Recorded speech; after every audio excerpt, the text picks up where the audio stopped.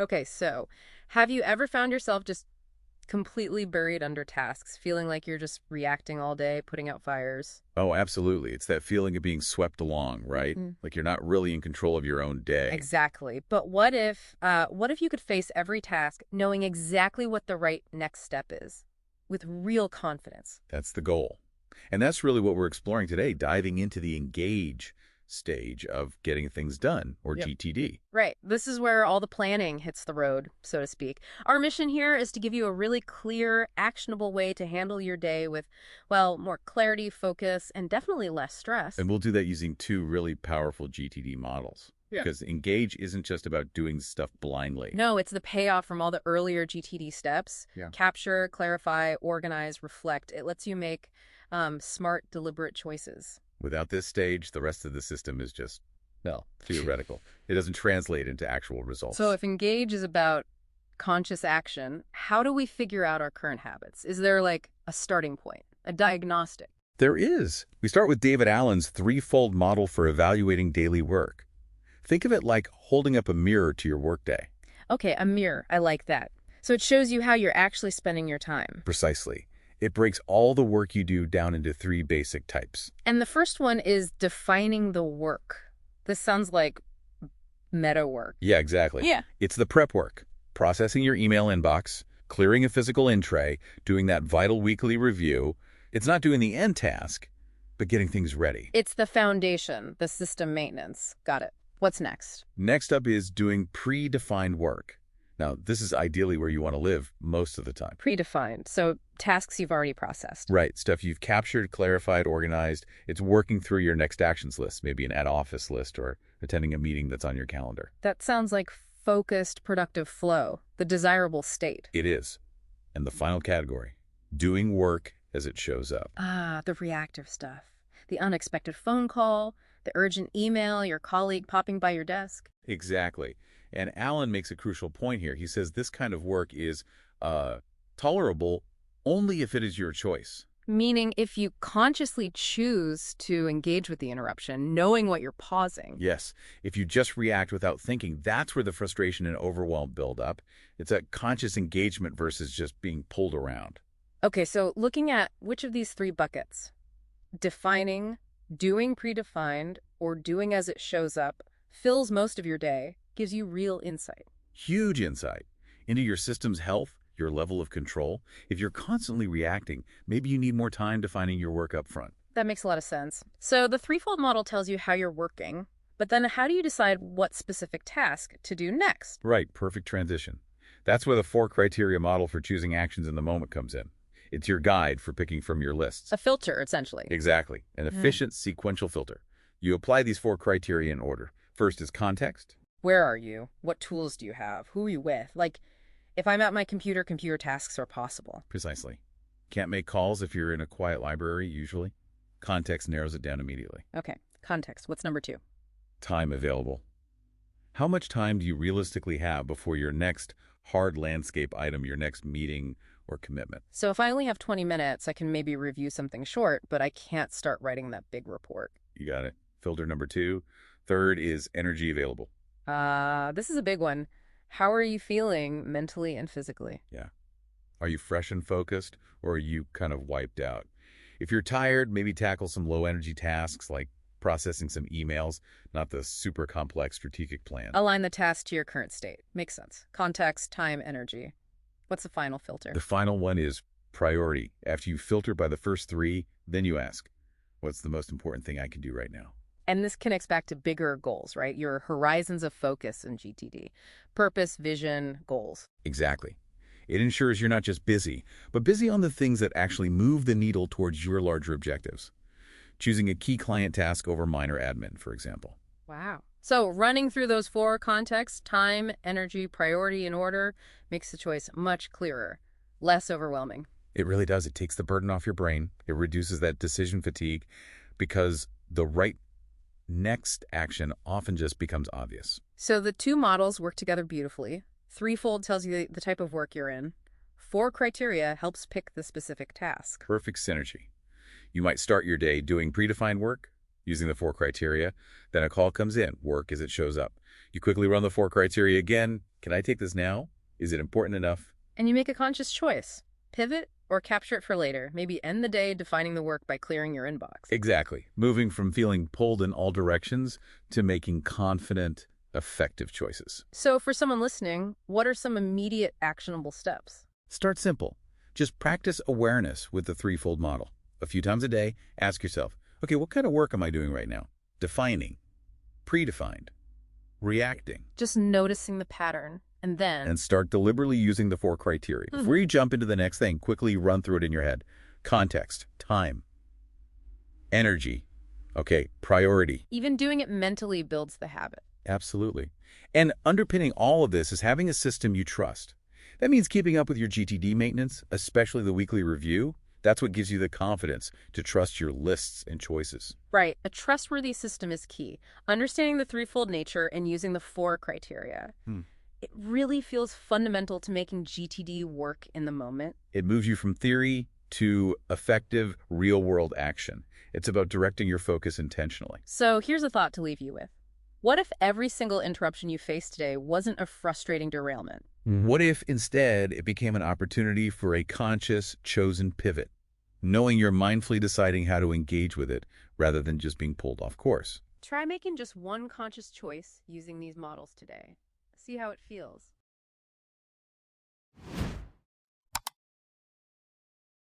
Welcome to the deep dive.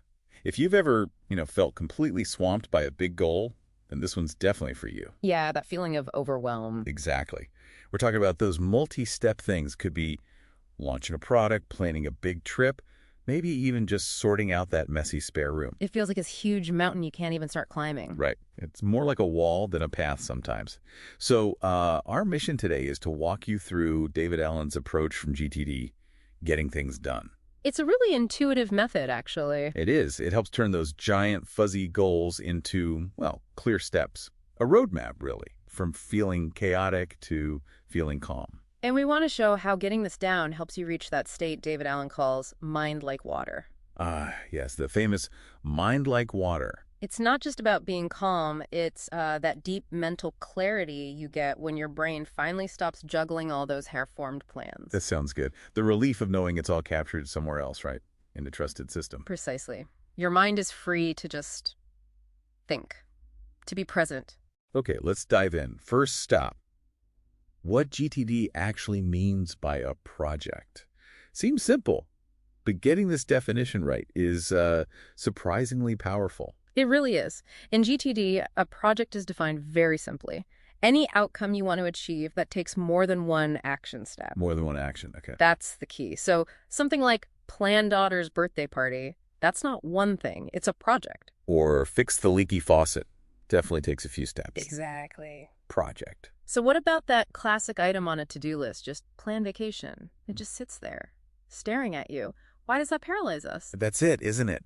Yeah. Your brain is amazing at coming up with ideas, but it's honestly terrible at holding on to complex plans and remembering all the pieces. Right. It sees plan vacation and just stalls. Pretty much. Yep. It asks, okay, but what specifically do I do first? These vague things become what Alan calls open loops. Open loops. I like that term. They just constantly drain your mental energy, creating this low-level background stress. You really need an external system to handle the complexity. Your brain needs help. And that external system, that help, brings us to the natural planning model, David Allen's 5 steps. Right. And the name is important. It's natural because it mimics how our minds already plan when we're not stressed and overwhelmed. Okay, so it's not some weird, rigid thing we have to force ourselves to do. Not at all. It flows quite naturally once you get the hang of it. So where does this natural process start? Step 1. Step 1 is all about purpose and principles. You ask yourself, why am I really doing this? Okay, the why. Yeah. Is this dinner party just for fun with friends, or is it maybe to land a big contract? The why changes everything. And the principles part. That's about the rules of the game. What are my boundaries, like budget, deadlines, maybe ethical considerations, stuff like that. And getting clear on that purpose up front. Mm-hmm. What's the big benefit there? Does it stop you from, putting it off? Absolutely. When you define a clear, positive purpose, it fights procrastination head on. It gives you that internal motivation, that why. Makes sense. It's not just a task anymore. It's meaningful. Exactly, which makes it easier to actually want to do it. Okay, purpose nailed down. What's next? Step 2, visioning the outcome. Really imagine what success looks like, feels like, sounds like. So not the how, but the what, the end result. Precisely. For that vacation, it's not booked the flights. It's more like I'm relaxing on that sunny beach feeling totally recharged. Ah, okay. Get vivid with it. Yes, that vivid picture cuts through stress because it removes the fuzziness. It gives you a clear target, like a mental compass guiding you. Compass set. Now, step 3 sounds like it could get messy. Brainstorming. Huh. Yes, it can. This is the mind dump phase. Get everything related to the project out of your head. Everything, like tasks, ideas, worries, questions. All of it. Good ideas, bad ideas, things you need, people involved, potential problems. The crucial rule here, no filtering, don't judge anything yet, just let it flow. It sounds like a relief, actually. It really is. It's like opening a mental pressure valve. You're offloading all those bits and pieces from your working memory. Frees up so much mental bandwidth. Okay, so you've got this big brainstorm list, maybe a bit chaotic. What's step 4? Organizing. Now you take that raw material and start to shape it. How? Grouping things together. Exactly. Group similar items, look for sequences. Does this need to happen before that? Maybe spot smaller sub-projects hiding in there. Ah, so turning the chaos into some kind of structure. You got it. You're transforming that jumble of thoughts into a coherent plan. You start to see the path, which sets you up perfectly for the final step. The crucial one, step 5, identifying next actions. This is the linchpin. For every part of your organized plan, or at least the parts you can act on now, you ask the killer question. What's the very next physical action? Physical action, keyword there. Absolutely key. It has to be something tangible, something you can actually do. So not plan vacation, but... Research flights to Hawaii online. Perfect. Or not fix car, but... Call the dealership service department about the weird engine noise. You've nailed it. This is how you beat procrastination, that huge, overwhelming project. It feels like a giant wall. Yeah, impossible to tackle. But asking what's the very next physical action turns that wall into just one brick. One small thing you can do right now. Lowers the barrier to starting. Dramatically. You just focus on laying that one brick, doing that next tiny action, and suddenly you have momentum. And there's one more piece you mentioned, the project plans category. How's that different? Right. This is important. It's separate from your list of projects or your next actions list. This is the home for all the support material. Like the brainstorming notes, research links, Yeah. that kind of stuff. Exactly. All the backup documentation, the strategy notes, the resources. It's your project's reference library. And why keep it separate? Why is that distinction important? Because it reinforces trust in your system.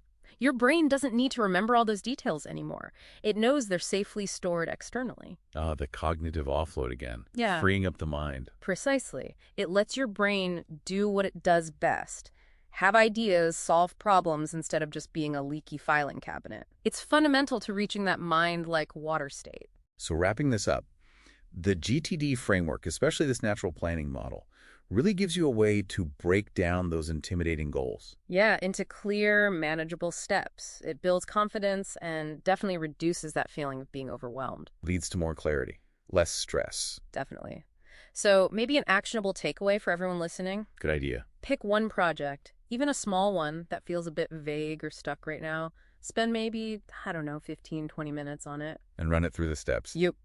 Define its purpose, vision the outcome, brainstorm everything, organize those thoughts, and, crucially, identify the very next physical action. Just one. See what happens. Yeah. So the question for you listening is, what's one project you've been kind of avoiding? And what's the single next physical step you could take on it today, right now, to move it forward and get closer to that feeling of mind like water?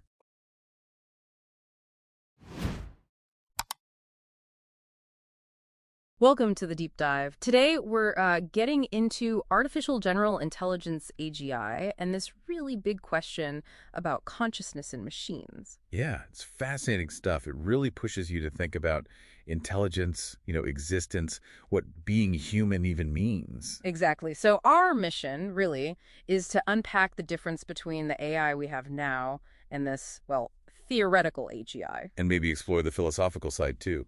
Consciousness, ethics. For sure. The dilemmas, the potential futures, could be collaboration, could be, risk. Which brings us right to the core question, doesn't it?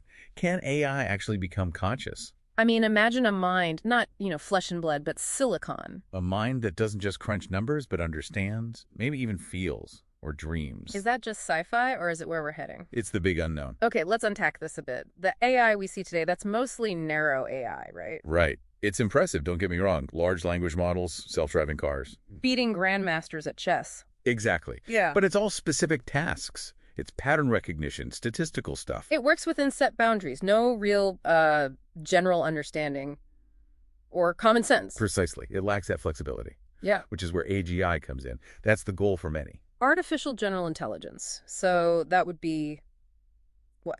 Like human intelligence? Essentially, yes. Capable of performing any intellectual task a human can. But not just mimicking, but actually understanding. Creativity. Learning new things. Genuine comprehension. Yeah. Applying knowledge in totally new situations. Adaptable general intellect. Okay, so that's the intelligence part. But then there's consciousness. That feels different, like a whole other level. It absolutely is. Even if we get AGI, that human level thinking, consciousness is still, well, it's the hard problem. The hard problem. Yeah. Explain that a bit more. It's the question of why and how physical stuff, like neurons firing in a brain or maybe circuits in an AI, gives rise to subjective experience. Subjective experience, you mean like the feeling of seeing red or Right. tasting coffee. Exactly. What it's like to be something. We can map the physical processes, but why does it feel like anything at all from the inside? That's the mystery. Even neuroscience pauses there. But the tech is getting closer, isn't it? Neural nets inspired by the brain, computing power exploding. Oh, definitely. We've got specialized hardware now, neuromorphic chips trying to mimic brain structures, and then there's quantum computing on the horizon. Which could unlock, what, totally new levels of complexity? Potentially, yes. Yeah. Calculations we can't even imagine now. And that complexity might be key. How so? Well, there's this idea of emergent properties. Think about wetness. Individual water molecules aren't wet, Right. but put enough together and wetness emerges. Okay. So maybe consciousness isn't a specific part, but something that just emerges when a system gets incredibly complex, like AGI could potentially become. So it wouldn't be like flipping a switch on, but more like a spectrum, developing gradually? Could be. Yeah. Something that arises from these billions of interactions. A system intelligence greater than its parts. It's still very theoretical, of course.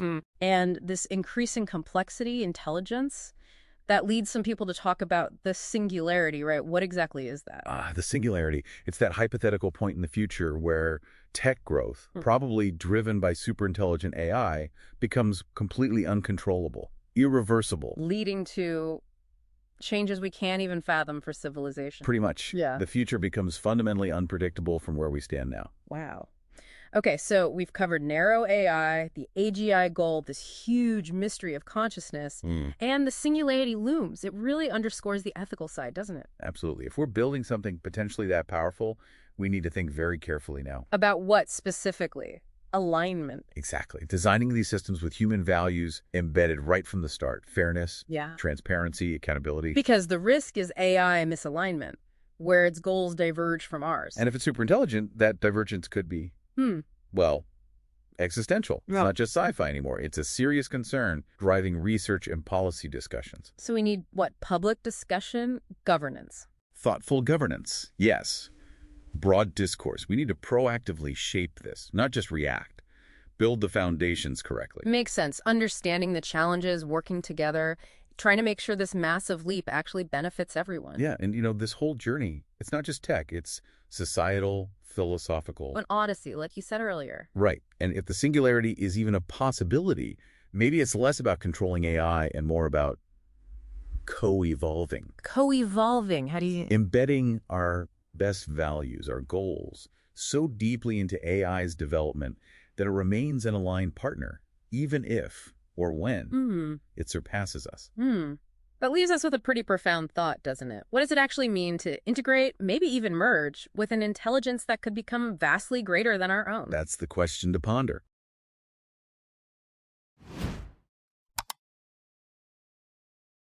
Welcome back to the deep dive. Okay, let's talk about that feeling. You know the one, right?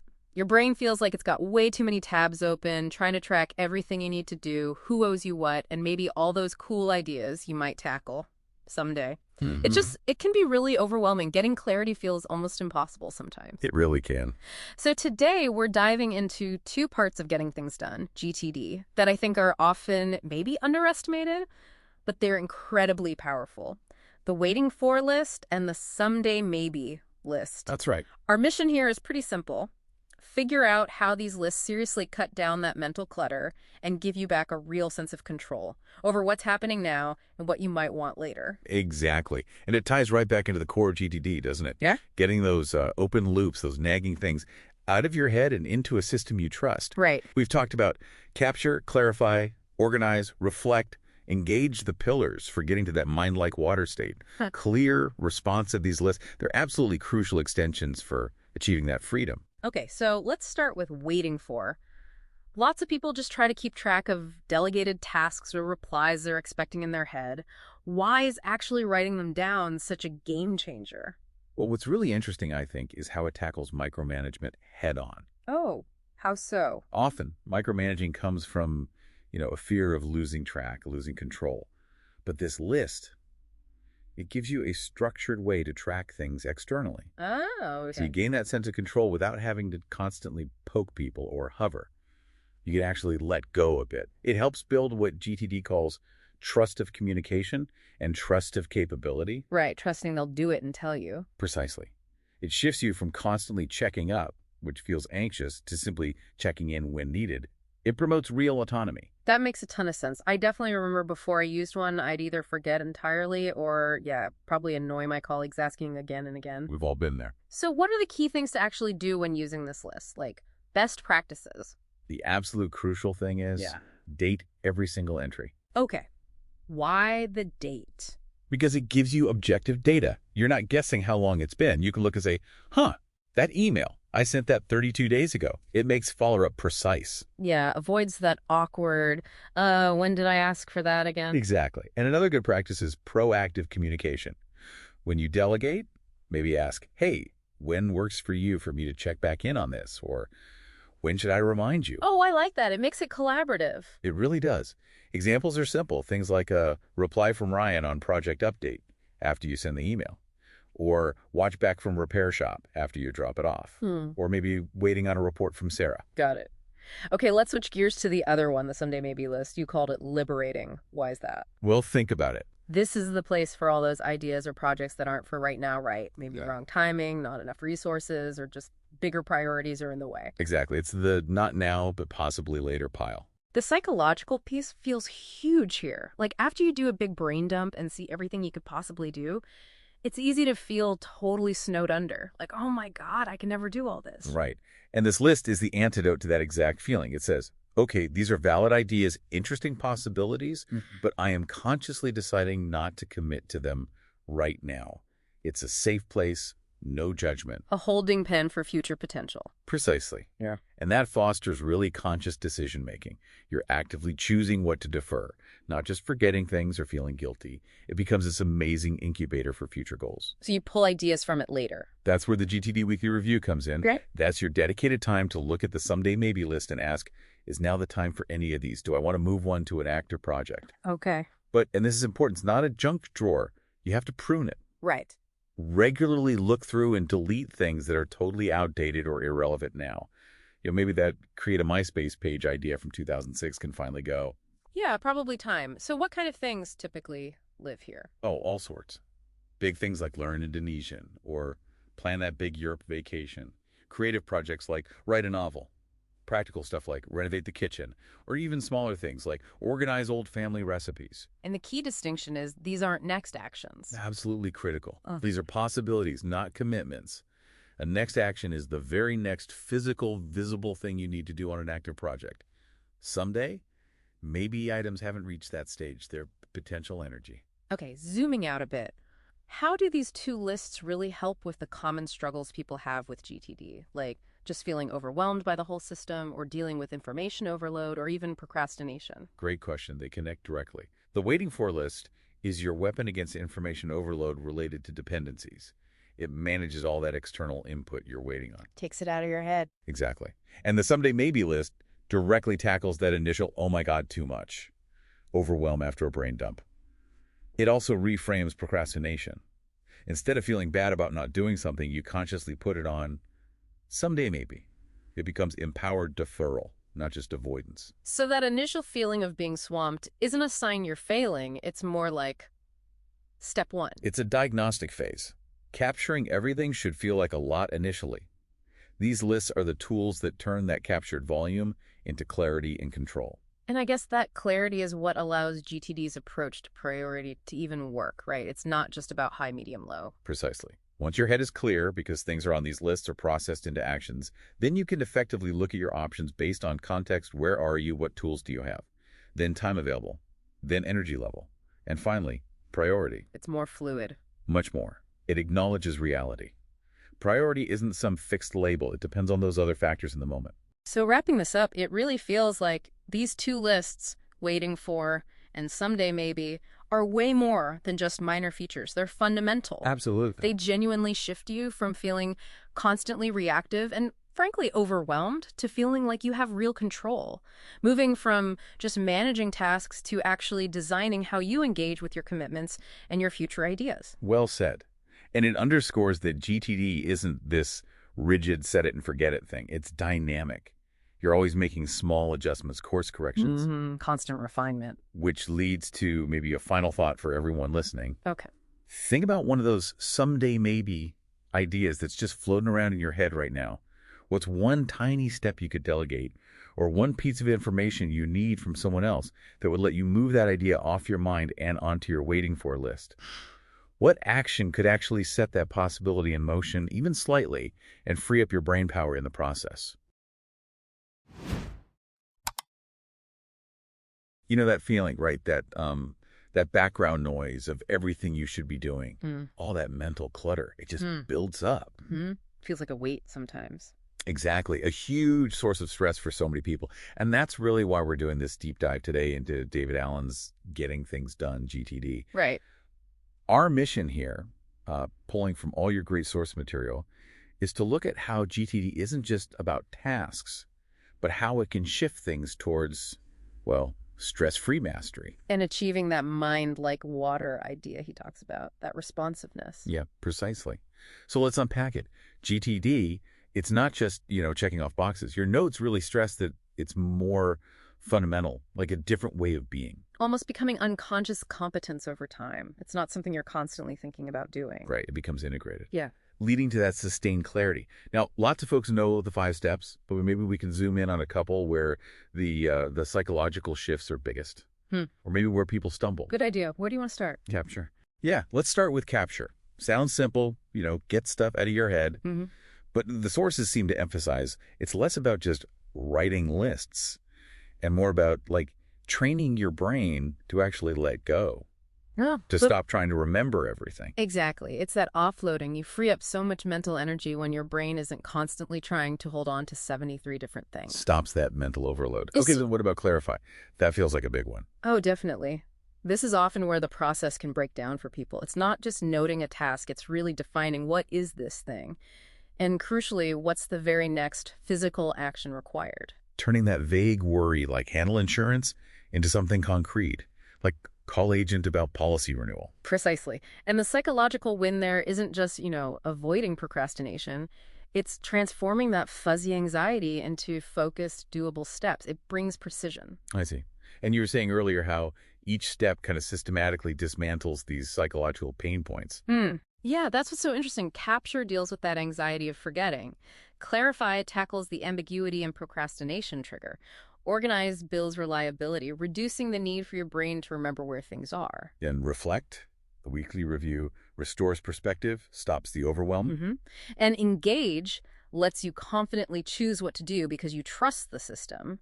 It incrementally builds confidence step by step. It's really a framework for, psychological resilience. That makes a lot of sense. It's about building a habit, right? Yeah. Making it almost automatic, like muscle memory. Absolutely. That frees up enormous mental energy. There's definitely some initial friction, getting started, building the habits. Sure, like any new routine. But it's really an investment in long-term cognitive freedom from that clutter. Okay, but here's maybe the core challenge. How do you get to the point where you truly trust this system you've built? If the goal is freeing your mind, that trust seems, essential. It's absolutely critical. You hit the nail on the head. That full trust is the key to unlocking that real mental freedom. It's believing, really believing, that everything's captured, it's clarified, it's organized properly. And that a system will prompt you when you need it. Exactly. Only then can your brain truly let go of that constant, low-level vigilance that, am I forgetting something? Feeling. Which is incredibly draining. Hugely. So trust allows your brain to basically take a vacation from remembering everything. Okay, so this idea of letting go, achieving that mental freedom, it sounds amazing. But what evidence do the sources point to? How does this trust actually translate into, say, less stress or better focus in the real world? Well, the sources consistently highlight tangible results. Users report genuinely reduced stress, a much clearer head, better focus, and interestingly, more confident decision-making. Those are powerful motivators to stick with it. For sure. And another key point from the material is that GTD is designed to be forgiving.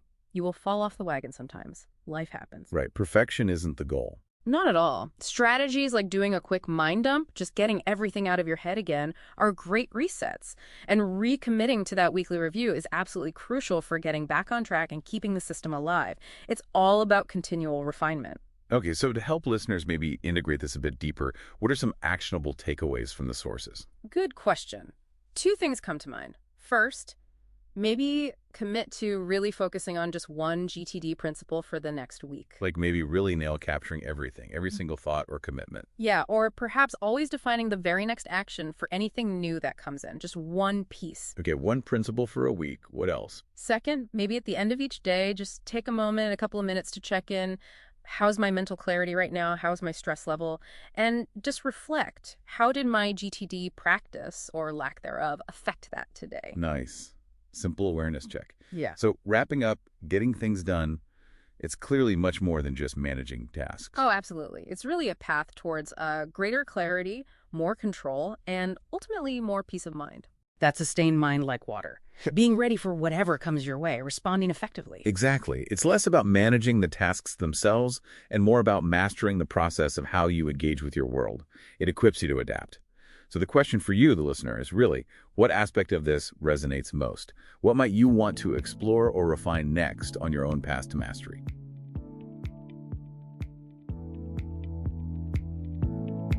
That's all for this episode of the Deep Dive Cast. Thanks for joining us. We hope you gained some valuable insights. Be sure to tune in next time for another deep dive into the world's best ideas.